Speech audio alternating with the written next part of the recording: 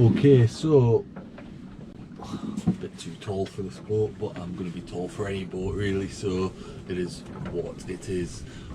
Any average sized person stands up in here really comfortable.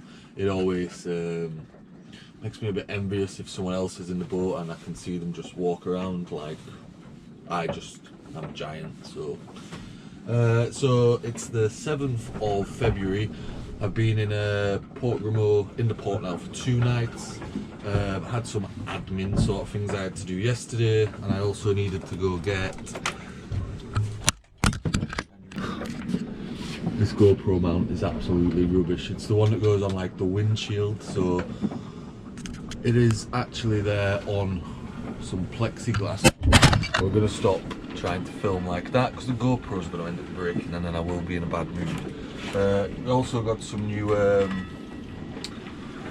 fishing line and a new lure. Still never caught a fish, but there's always hope. The old fishing line I forgot to mention in the last video, I got it wrapped around the propeller for the dinghy, which wasn't ideal, but that's what happened.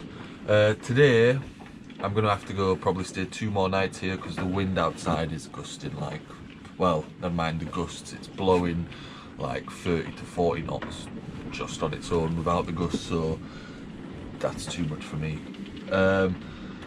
Today I'm going to look at this engine coolant because the engine keeps overheating. It was a big problem the other day, and instead of putting it off and thinking the engine will be alright, I probably should get it so I know that the engine's alright and it's not going to overheat.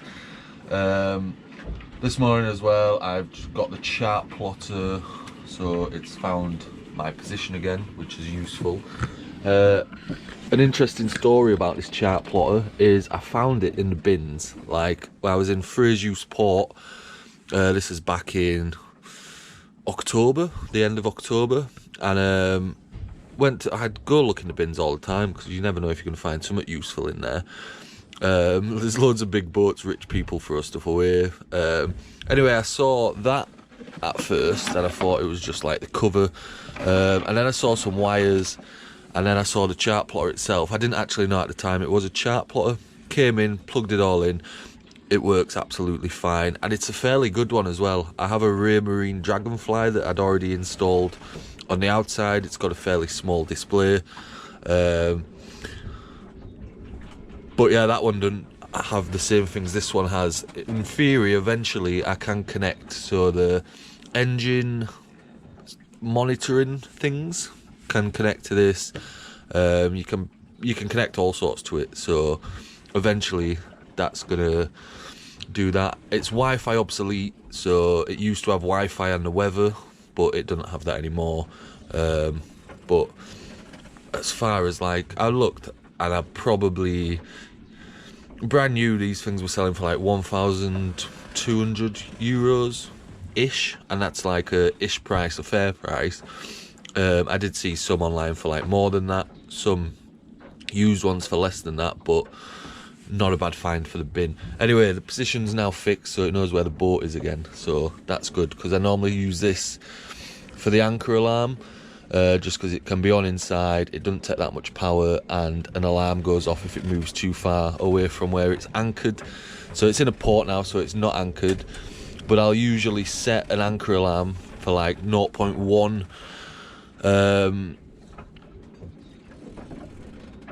0.1 like mile from where I am, so if the boat has moved off the anchor, the alarm goes off on this, and eventually I will connect it to speakers so the alarm's even louder. But yeah, that's the story about the chart plotter.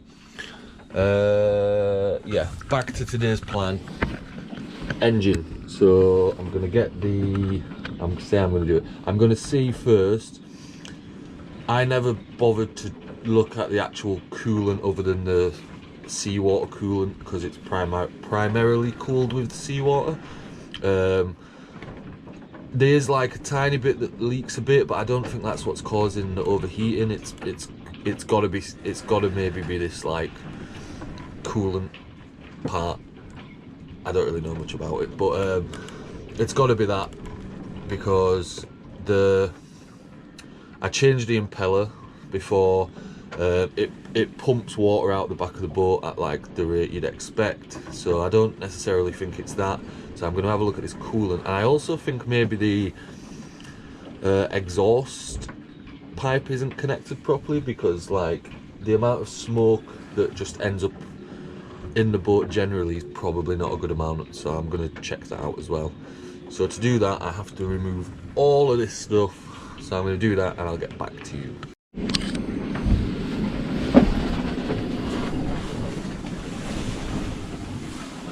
This GoPro mount is really starting to annoy me, it just falls off all the time. Anyway, here's the engine. So the last time you saw this guy, he was smoking. So that's stopped. I've just noticed there's quite a lot of water in there. Now I'm wondering if it is, yeah, it's water, it's not oil. It's slightly oily water. I don't know where that's come from, because I got all the water out the other day, but it's come from somewhere.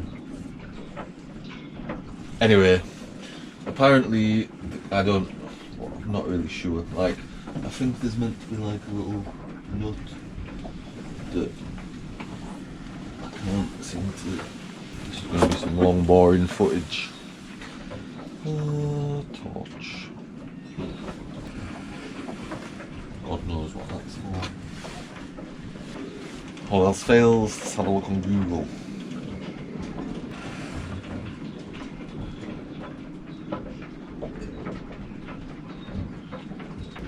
I don't think it has it. There's like, it's showing a picture here of a hose going onto the cap. How to fix coolant leak at pressure. That's not what I need. Oh. It must have it. That's the heat exchanger. Heat exchanger, blah blah. Don't know if that's what I need. Is there a hose coming out the bottom of it? Could that be it? What do we reckon? That is the heat exchanger, and there's a bolt there which can't serve any other purpose, I can imagine, other than potentially that. We'll look a little bit harder before we just assume that's it.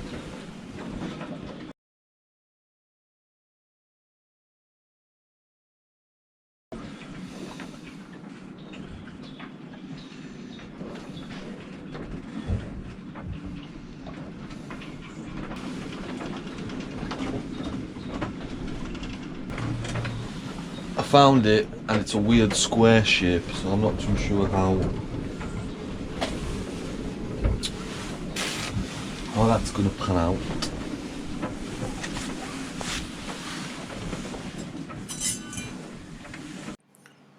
Okay, so I'm just recording over this now with a voiceover, because I hadn't actually found it. I watched a video on YouTube, and it looked like on the video I was watching of someone doing an oil change on the same engine. The part I'm now messing around trying to get into is actually the part that on someone else's video there was like a drain sort of valve connected to the part I was at, and it did show it on the other video, it being right next to the engine filter, which is where I am now trying to undo this square bolt, which however hard I tried just wouldn't come loose. As I say, I thought that was it at the time. I went a long way around doing this, but yeah, I'll get back to it, but probably further on into the video. The reason I've left this in as well is I used to watch, well I still do, watch loads of sailing channels, and it's all good and well if I was just showing you after what I did or read straight from Google what I was doing, but a lot of the time it's a lot of this where I don't know what I'm doing and I'm just trying to work it out. So that's why I've left it in, but I am going to fast forward a bit so you don't watch me crawling around in an engine bay for 20 minutes. I'll be back. This might do it, I think. Problem with that is then I don't have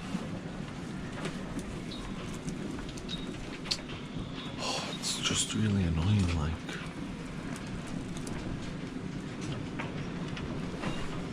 I can get that on, maybe turn it to that. So we're nearly giving up very easily there. If I'm really lucky, the one spanner I have might be the spanner. I've lost too many.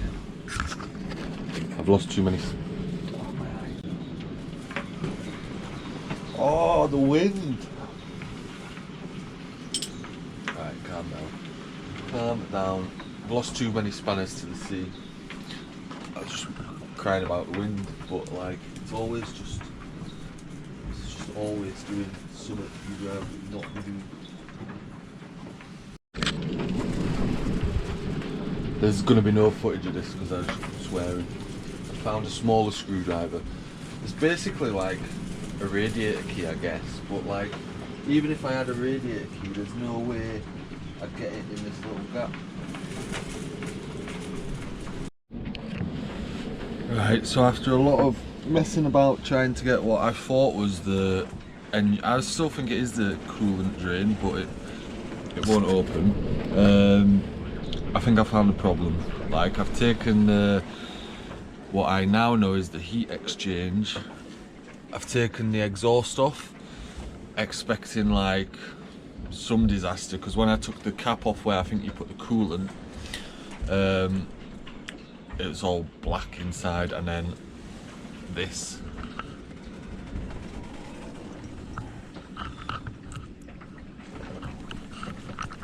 So no wonder the engine's overheating. Like, I'm gonna clean that up.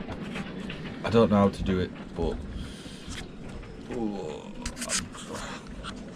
I don't know. But I'm gonna try and look. I can't find a video that shows me how to properly do it. Like, surely that part.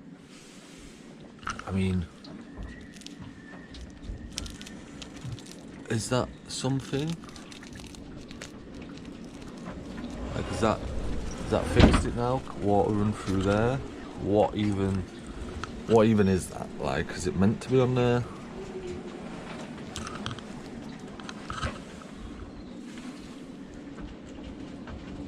It's like a stone through one of them.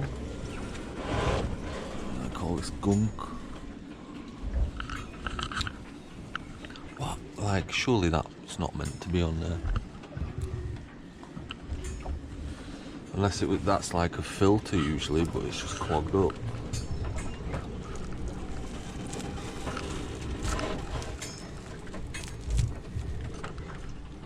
Because that wouldn't have got beyond that. I don't understand what it is. Anyway, that won't be hard to clean. And I wonder if I can just like,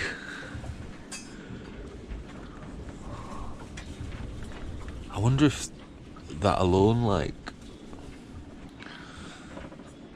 there must be a way to flush it. Anyway, that don't look like it's going to be too hard to do. Probably if I turn the engine on now, it's already better, but I should really clean out in there because it's not very nice.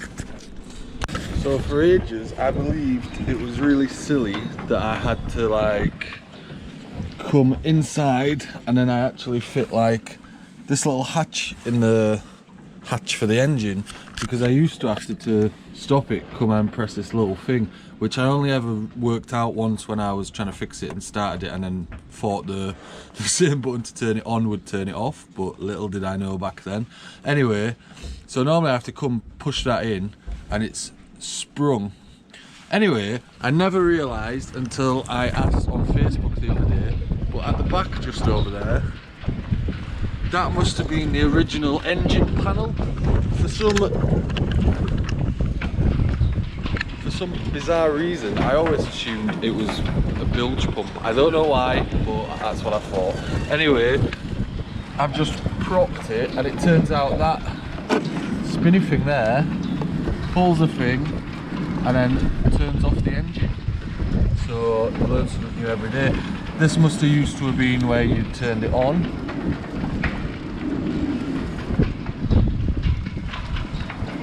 And then that, I don't know if that used to be some sort of, I don't know what that used to be. If anyone knows, can tell me, I'm intrigued.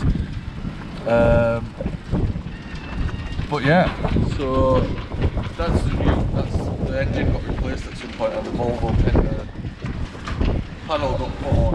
But that's obviously how you used to do it. But it's good to know that I can now just turn the engine off from the cockpit.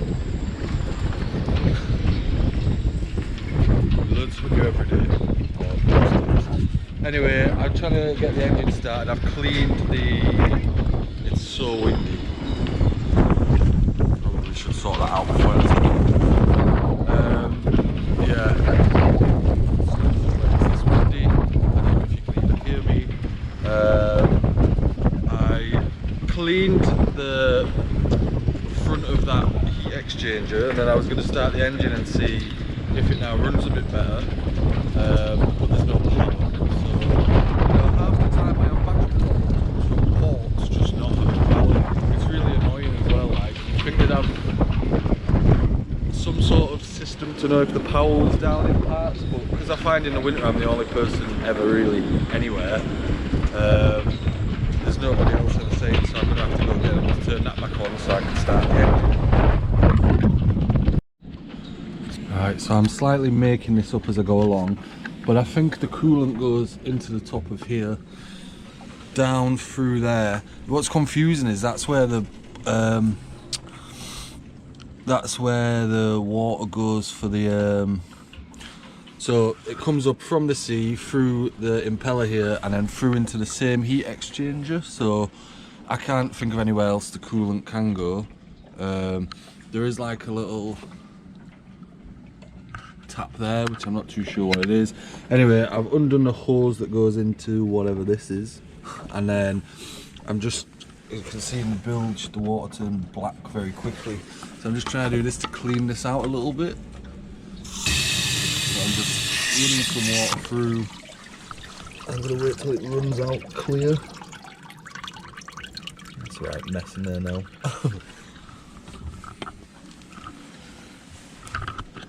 Still waiting for the port to come put the electric back on. They're like, you can just wait at your boat. It's like, that's all good and well, but are you doing it anytime soon? Like,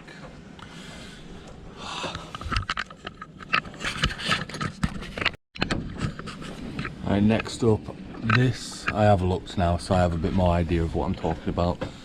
This nut just here is meant to be a drain also, so I'm gonna try loosen that. It's stuck, so I'm gonna have to give it a little whack with a hammer, and then see if any more coolant drains out. What was confusing me before, what was confusing me before is the video I could find, it had like a separate coolant tank. I don't think that's entirely necessary, but that's what was then confusing me. But no, I think the coolant goes into the top of there, and yeah, this might have been another big part of the problem with the engine, so I'm hoping do that. I'm going to take the other side of that heat exchanger off and clean that just in case while I'm in here, and then see how I get on. If it still overheats, I will take out the whole heat exchanger, but I haven't really got the tool to do it, and then I don't think I've got the tool to do it, and then give that a proper clean. But for now, I'm just going to see if unclog it, because you saw how clogged the first side was, so I think that might have been a big part of the problem. So right, I'm not sure how well this is going to work, but I've put the GoPro on a silly thing on my head to see if I can show you this as I'm doing it, because I aren't doing a very good job of showing anything. So just crawling in, getting stuck to the back here, and I just need to undo. Oh man, beards around engines is not a good idea. Anyway, so we've got that part on, get that to loose.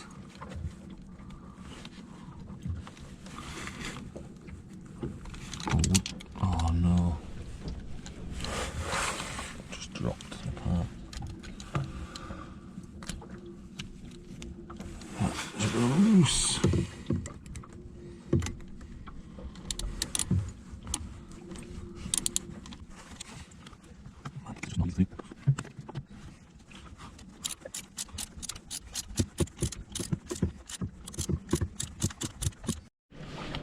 Right, took the back off, eventually got it off.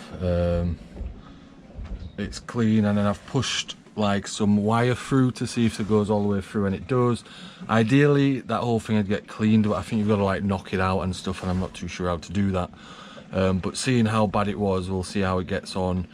Obviously that cooling water, I mean, it's definitely not blue, so that needed changing. The next thing I'm going to do is, the alternator wasn't working properly, so ignore the brown wire, but it runs up to there. I'm just wondering if then the two at the bottom means I can run it to 2 batteries.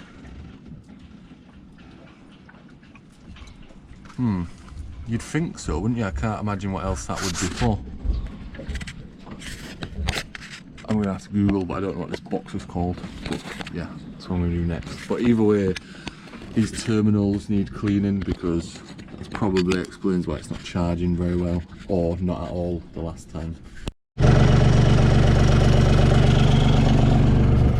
Right, so we got the engine back on. I had to call the port again because nobody bothered to come after the first time.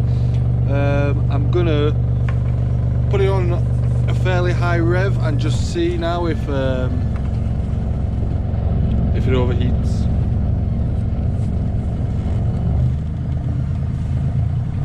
Put it on actually quite high just so we can actually check it. So normally, if running above 20 RPM, it'll overheat. It's loud now, but let's see if we've done it. Oh, we ran the engine for quite a while then on full throttle. Now just gonna see if this is working. So that's 1290. So if we turn the engine on, I'll change the terminal as well to the battery, because I think that was half the reason it kept not starting, sometimes not necessarily the battery. So when the engine started,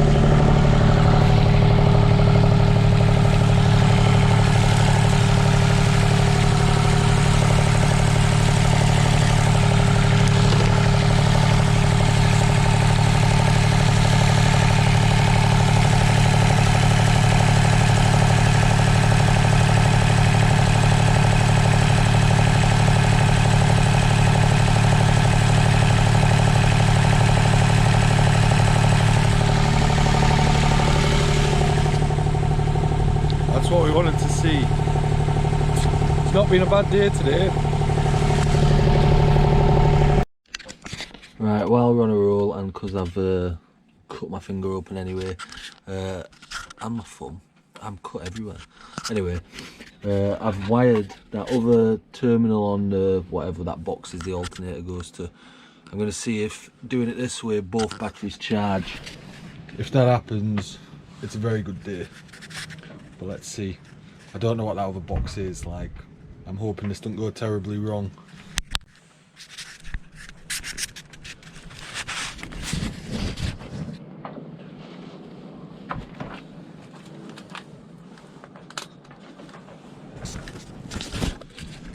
Instead of trying to film awkwardly the multimeter like the last time, I'm going to just take a reading now.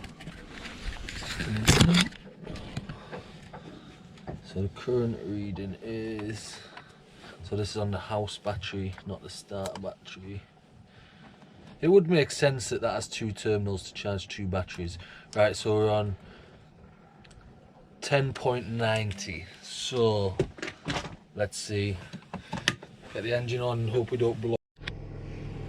Okay, stop doing that. Stop saying okay while you're walking away from the camera. Just get in position, wait, and then start. So, does it work? Okay, done it again. Okay, so it's the 9th of February.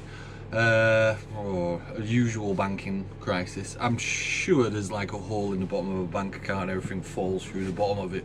But yesterday I went to top my card up to pay for some stuff and it got declined. So to run you through the plan, and luckily none of this stuff will be on until again I've survived, because I don't have enough money at the minute to pay for the version of the video editing software that I need to use, that I've edited all the videos on, and I don't want the big watermark. So if you're watching this, I've sorted myself out.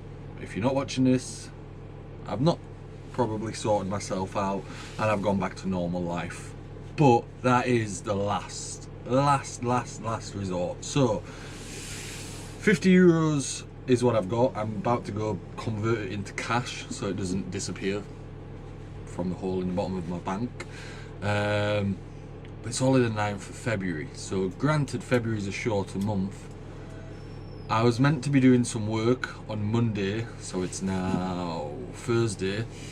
So I was going to head that way to do the work. However, the person wasn't replying. Some boat jobs, he wants like a head fitting, like toilet fitting. He wants some aesthetic teak stuff fitting in the cockpit, and he wants the whole boat painted. So it was a good few days work, and that was what was going to rescue me in February. However, I messaged him yesterday saying, do you still need me to come over because I need to set off that way, and he said he's not going to be there now till next weekend, which makes a bit of a predicament because 50 euros, it's 20 euros a night at the port I'm in at the minute. 20 euros a night at the port at the minute, you know, easy maths, 2 nights, and with that 2 nights I can't buy anything else. So gonna have to go back into the sea.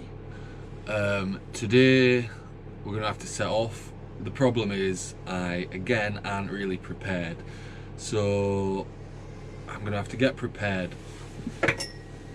The engine, as you've seen, I think now works, so because of that we should be able to charge stuff from the engine. I've wired both batteries to the alternator and that seems to all be working fine. So I'm going to now wire in this converter, tell me if you know what it, inverter, yeah. So the sake of the laptop and the GoPro, I can charge through this rather quickly. I have got like a little AC USB charger, which I was using to try charge my phone the last time, but it was so slow. So the problem is I ain't got any wire thick enough for it, so I'm gonna have to go and buy some wire, which is not ideal when I don't have any money, but I'm not gonna need that much wire because I'm just gonna wire it for now straight. I'm just gonna sit on top of the battery so that I can charge my laptop and the GoPro. Now that the engine should charge the house battery and the solar panel is also charging the house battery, as long as when I set off the house battery is full, we should be okay. We shouldn't have the problem I had the last time where I quickly ran out of power and I was having a disaster trying to get things started. So that's what I'm going to have to do before I go. I've also got, it's like, I bet you're fed up of hearing that sound of my phone going off. I've also got like it's like a Dutch barbecue is the best way I can explain it. It's basically like a hot plate, and I can connect that to the outside gas bottle because I don't actually have any gas. The small gas bottles, it's nearly empty for the cooker inside. I might just have about enough to be able to cook rice a few times, but that's probably it. So I'm gonna try and mount that barbecue somewhere because it's literally just sat on a pole so that I can then cook on there. The problem with on there is it's quite difficult to, it's a hot plate, but the hot plate can take off. There is like the bit underneath with the flames, so there's probably a way I can make it so I can use that to cook. So that eliminates having to go to shore and buy food. When I'm in port I use this like induction hot plate, but I'm not going to be in port so I can't use that. So I've got quite a lot to do before I set off, so I'm going to have to get busy, and I'm hoping to leave around 4. It's saying at the minute 2 meter waves the whole way along. I think, and I'm going to show you on a little graphic hopefully, that this little part here, again, somewhere I try to avoid for reasons we don't need to talk about right now, but anyway, I tried to avoid going there. in there, the wind, as you can see, should pretty much cut across, and in there should be okay. If I look on Navily, it says it's not okay, and on Windy it's saying it's still got like tonight 1.5 meter swells, but it must be okay in there. I'm gonna have to try it, basically, so that's what I'm gonna have to do. And then tomorrow I'm gonna move along to Cannes, and I've checked the weather for like the next 5 days, and although some of the days are a bit windy, the nights aren't, so we're gonna try and do another 5 days out at anchor in the winter. But this time I'm hoping I can get the footage of it, so it might be more worthwhile. Last time was miserable, so this time we're going to do as much as we can to make it as comfortable as possible.